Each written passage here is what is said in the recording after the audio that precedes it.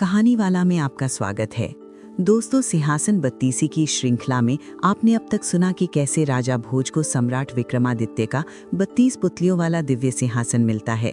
वह जब राजा भोज उस पर बैठने की कोशिश करता है, तभी उस सिंहासन में जड़ी हुई पुतलियां उसे ऐसा करने से हर बार रोक देती हैं। वह उसे उस सिंहासन के सम्राट महाराज विक्रमादित्य की कथा सुनाती हैं, जो जुड़ी हैं उसी सिंहासन से। तो चलिए आज की कहानी शुरू करते हैं। रात बीत चुकी थी, पर राजा भोज के मन का अंधकार अभी भी वैसा ही गहरा था। सिंहासन सामने था, चमकता हुआ, दिव्य, पर हर कदम के साथ जैसे कोई अदृश्य शक्ति उसे रोक रही थी। वह रात भी यूं ही व्यतीत होती गई। राजा भारी मन से उठा और धीरे धीरे वहां से अपने महल की ओर लौट आया। उसके कदम तो महल की ओर बढ़ रहे थे, पर उसका मन वहीं उस रहस्यमय सिंहासन के पास अटका हुआ था। पूरी रात वो करवटें बदलता रहा। कभी सिंहासन की चमक उसकी आंखों में कौंधती, तो कभी उन पुतलियों के कठोर वचन उसके हृदय को चीर जाते। सुबह होते ही राजा ने स्वयं को संभाला, स्नान किया, पूजा अर्चना में मन लगाने का प्रयास किया, पर भीतर का द्वंद्व शांत ना हुआ। अंततः उसने निश्चय किया, आज फिर वह उसी दिव्य सिंहासन पर बैठने का पूर्ण प्रयास करेगा। धीरे धीरे वह उसी दिव्य सिंहासन की ओर अपने राज दरबार में पहुंचा। वहां प्रवेश करते ही उसकी दृष्टि सीधी उस दिव्य सिंहासन पर जा टिकी। आज उसके चेहरे पर एक अजीब सी जिद थी। वो आगे बढ़ा, सिंहासन के निकट जाकर खड़ा हुआ, और जैसे ही उसने अपना पांव उठाया, तभी अचानक एक तेज, स्पष्ट और कटु स्वर गूंज उठा। हे राजा, तू अज्ञानी बावला होकर क्या करता है? राजा चौंक उठा। उसने चारों ओर देखा, और तब उसकी दृष्टि उस पुतली पर पड़ी जिसका नाम था तारा। वो उस सिंहासन की 19वीं पुतली थी। तारा की आंखों में तेज था, स्वर में तिरस्कार, और चेहरे पर ऐसी कठोरता मानो वह स्वयं किसी महान सत्य की रक्षक हो। वो बोली, पहले मेरी बात सुन, फिर आगे बढ़ने का विचार करना। यदि तू इस सिंहासन पर चरण रखेगा तो तू सभी का अपराधी होगा। क्या तूने ये सोच भी लिया है कि तू किस स्थान पर पांव रखने जा रहा है? राजा कुछ क्षण मौन रहा। तारा ने आगे कहा, जिस पर कभी महान राजा विक्रमादित्य ने अपने चरण रखे थे, उस पर तू पांव रखने का साहस करता है? तूने अपने मन में क्या विचार किया है? किस अहंकार में यहाँ चला आया है? उसकी वाणी अब और भी तीखी हो गई। मेरा हृदय कमल के समान पवित्र है, और उस कमल का मधुकर था वीर विक्रमादित्य। और तू तो गोबर का कीड़ा है। तू मेरे ऊपर अपने पैर रखने का साहस करेगा? ये शब्द सुनकर राजा का चेहरा तमतमा उठा। उसके आत्मसम्मान को गहरी ठेस पहुंची। वो दृढ़ स्वर में बोला, सुनो हे बाला, तूने मुझे गोबर का कीड़ा क्यों समझ लिया? क्या तूने मेरे पराक्रम को जाना है? क्या तूने मेरे न्याय, मेरी योग्यता को परखा है? उसके शब्दों में अब चुनौती थी, पर भीतर कहीं ना कहीं एक हल्की सी अस्थिरता भी थी। तारा मुस्कुराई, पर वो मुस्कान व्यंग्य से भरी थी। वो बोली, राजा, केवल सिंहासन के सामने खड़े हो जाने से कोई महान नहीं बन जाता। महानता सिद्ध करनी पड़ती है, कर्मों से, त्याग से, और सत्य के प्रति अडिग रहकर। वातावरण अचानक गंभीर हो गया। हवा तक जैसे थम गई। अब केवल सिंहासन का प्रश्न नहीं था, ये परीक्षा थी राजा के अहंकार और पात्रता की। तब पुतली तारा ने गहरी सांस ली और गंभीर स्वर में बोली, सुनो हे राजा भोज, अब मैं तुम्हें एक दिन की कथा सुनाती हूँ। ध्यान से सुनना, क्योंकि इसी में तुम्हारे प्रश्नों का उत्तर छिपा है। वातावरण शांत हो गया। राजा स्थिर होकर सुनने लगे। तारा ने कहना प्रारंभ किया। एक ब्राह्मण था, अत्यंत विद्वान, जिसका नाम था सामुद्रिक। वो केवल साधारण पंडित नहीं था, समुद्र शास्त्र का ऐसा ज्ञाता जिसकी बराबरी संसार में कोई नहीं कर सकता था। मनुष्य के अंगों, रेखाओं और चिन्हों को देखकर वो उसके भाग्य और स्वभाव का रहस्य जान लेता था।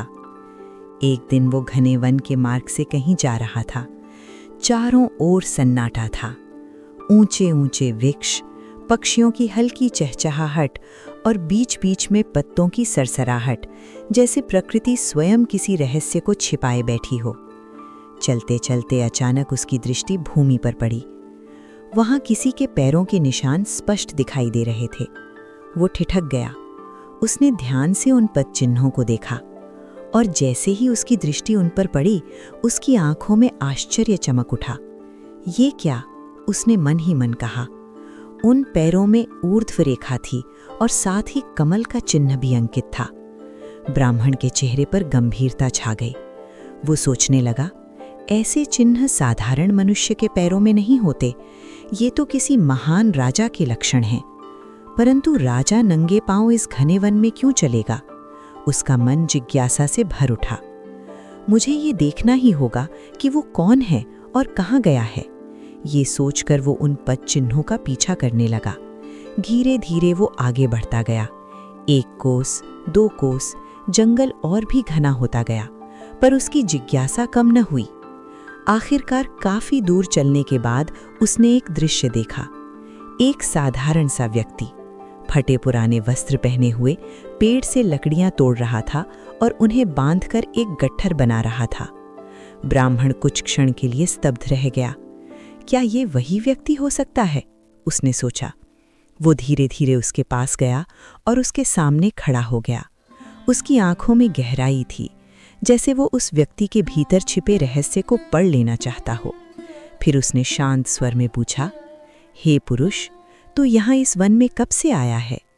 वो आदमी बिना किसी घबराहट के बोला, ब्राह्मण देव, अभी 2 घड़ी रात बाकी थी, तभी मैं यहाँ आ गया था।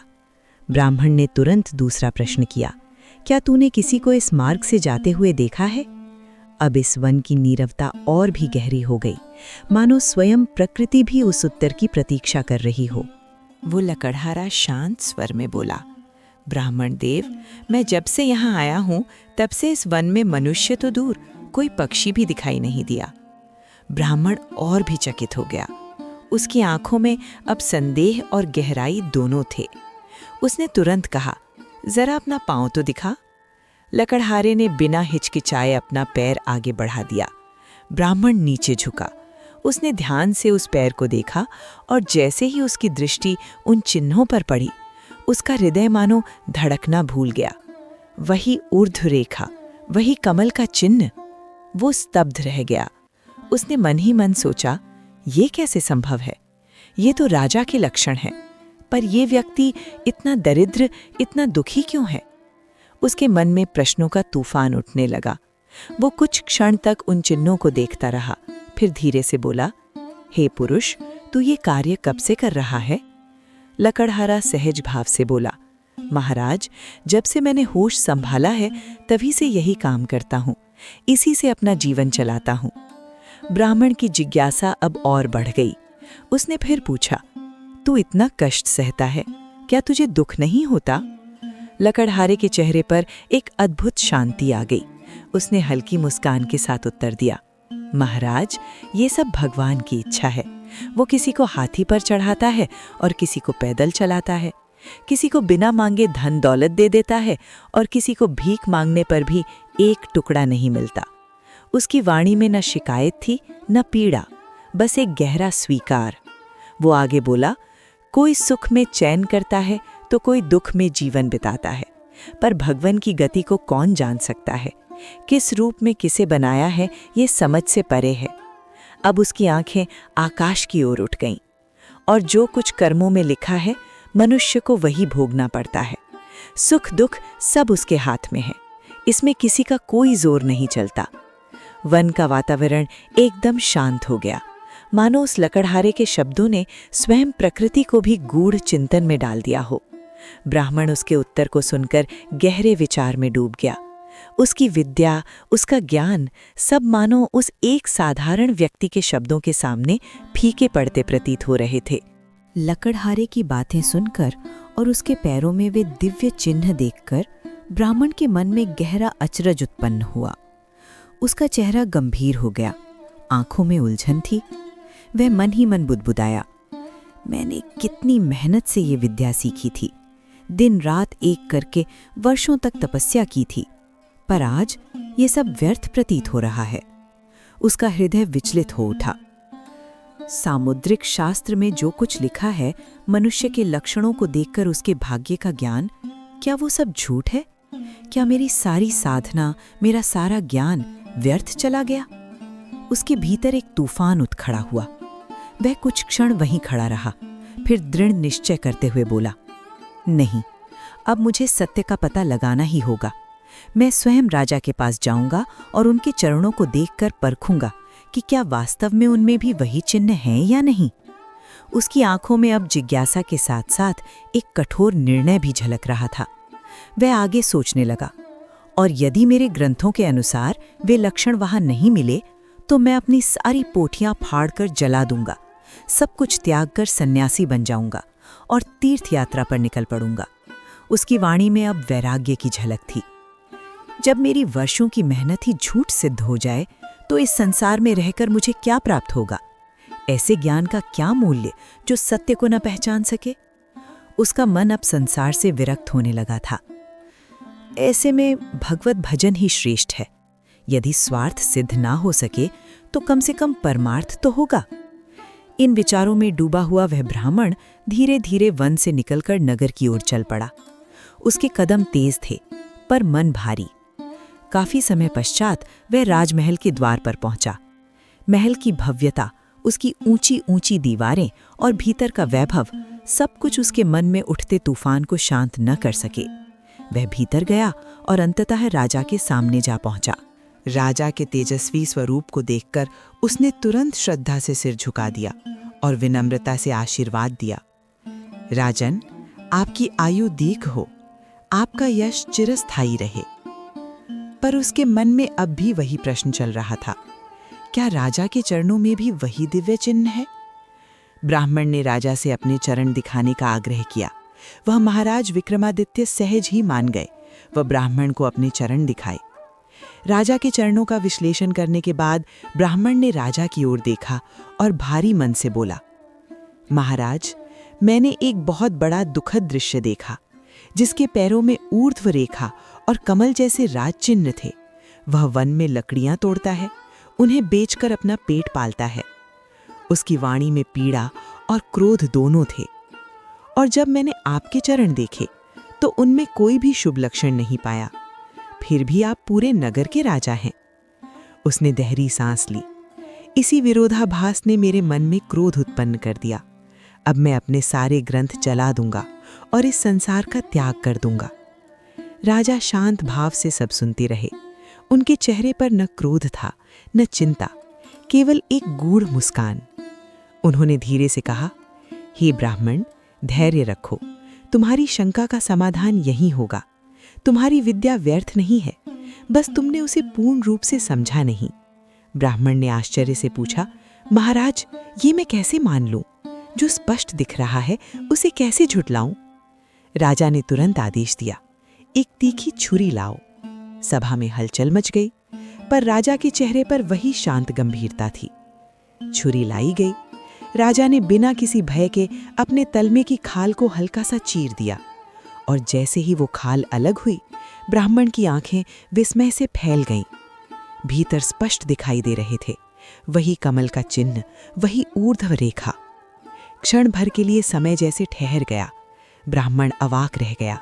उसके शब्द जैसे कहीं खो गए। राजा ने मुस्कुराकर कहा, देखो विप्र, कुछ लक्षण प्रकट होते हैं और कुछ गुप्त रहते हैं। जो केवल बाहरी दृष्टि से देखे जाते हैं वे हमेशा संपूर्ण सत्य नहीं बताते। उनकी वाणी में गहरा ज्ञान था। ऐसी विद्या किस काम की जो हर भेद को न समझ सके? सत्य को जानने के लिए केवल आंखें नहीं, समझ और धैर्य भी चाहिए। ब्राह्मण के भीतर जैसे एक प्रकाश फैल गया। उसका सारा भ्रम, सारा क्रोध एक ही क्षण में समाप्त हो गया। वो तुरंत झुक गया। अब उसकी आंखों में श्रद्धा और कृतज्ञता थी। महाराज, मैं अज्ञानवश भ्रमित हो गया था। आपकी महिमा और मेरी विद्या का सत्य आज समझ में आया। उसने महाराज को आशीर्वाद दिया और शांत मन से अपने घर लौट गया। अब उसका मन न तो विचलित था और न ही वैराग्य से भरा, बल्कि वो ज्ञान के नए प्रकाश से आलोकित हो चुका था। पुतली तारा ने अपना वृतांत समाप्त किया और गंभीर दृष्टि से राजा भोज की ओर देखते हुए बोली, सुनो ही राजा भोज, अब बताओ, क्या तुम इस योग्य हुए हो जो इस दिव्य सिंहासन पर बैठने की इच्छा करते हो? क्या तुम्हारे भीतर इतना गूढ़ ज्ञान व रहस्य है? उसकी वाणी में कठोरता नहीं, बल्कि एक गहरा प्रश्न छिपा था। वो आगे बोली, इस सिंहासन पर वही बैठ सकता है जिसमें उतना ही साहस, उतनी ही निष्ठा और उतनी ही महानता हो। नाम, धर्म और यश मनुष्य के शरीर के साथ नहीं मिटते। जैसे फूल भले ही मुरझा जाए पर उसकी सुगंध वातावरण में बनी रहती है। ये शब्द सीधे राजा भोज के हृदय में उतर गए। उनकी आंखें झुक गईं, चेहरे पर गंभीरता आ गई। वे मन ही मन विचार करने लगे कि ये संसार स्थायी नहीं है, ये तो वृक्ष की छाया के समान है, क्षणिक, चंचल। उनका मन अब भीतर की ओर मुड़ चुका था कि जिस प्रकार सूर्य और चंद्रमा आते जाते रहते हैं, उसी प्रकार मनुष्य का जीवन भी क्षणभंगुर है, आज है, कल नहीं। उनकी दृष्टि जैसे किसी अदृश्य सत्य को देखने लगी। ये संसार भी एक स्वप्न के समान है। जिस प्रकार स्वप्न में अनेक कौतुक दिखाई देते हैं, वैसे ही ये जगत भी एक माया जाल है। उनके भीतर अब वैराग्य की हल्की आभा झलकने लगी। मनुष्य इस शरीर को धारण करके अनेक दुख भोगता है, परंतु सच्चा सुख तो केवल एक ही है, भगवान का भजन। ये विचार आते ही उनके हृदय में एक अद्भुत शांति उतर आई। कुछ देर तक वे वहीं खड़े रहे, फिर धीरे धीरे उस स्थान से उठे और अपने मंदिर की ओर चल पड़े। उस रात उन्होंने जैसे तैसे समय बिताया, पर अब उनके मन में पहले जैसा अहंकार नहीं था, बल्कि एक गहरी जिज्ञासा और विनम्रता थी। प्रभात होते ही वे पुनः उसी स्थान पर पहुंचे। इस बार उनके कदमों में जिद नहीं, बल्कि विनम्रता थी। उन्होंने पुतलियों की ओर देखकर विनम्र स्वर में कहा, हे देवियों, अब आप ही बताइए, मुझे क्या करना चाहिए। उनकी वाणी में अब आदेश नहीं, बल्कि मार्गदर्शन की प्रार्थना थी। तभी सिंहासन से एक नई आभा प्रकट हुई। एक और पुतली सजीव हो उठी, जिसका नाम था चंद्रज्योति। उसके मुखमंडल से चंद्रमा के समान शीतल प्रकाश निकल रहा था और उसकी आंखों में ज्ञान की गहराई झलक रही थी। वो धीरे धीरे राजा भोज की ओर देखने लगी और बोली। उसने राजा भोज से आखिर क्या कहा, वो कहानी हम सुनेंगे इस श्रृंखला के अगले भाग में। पर दोस्तों, आप जाने से पहले हमारे चैनल कहानी वाला को सब्सक्राइब अवश्य करें। साथ ही अगर ये कहानी आपको पसंद आई हो तो लाइक करें व हमें कमेंट करके बताएं कि आपको ये कहानी कैसी लगी। धन्यवाद।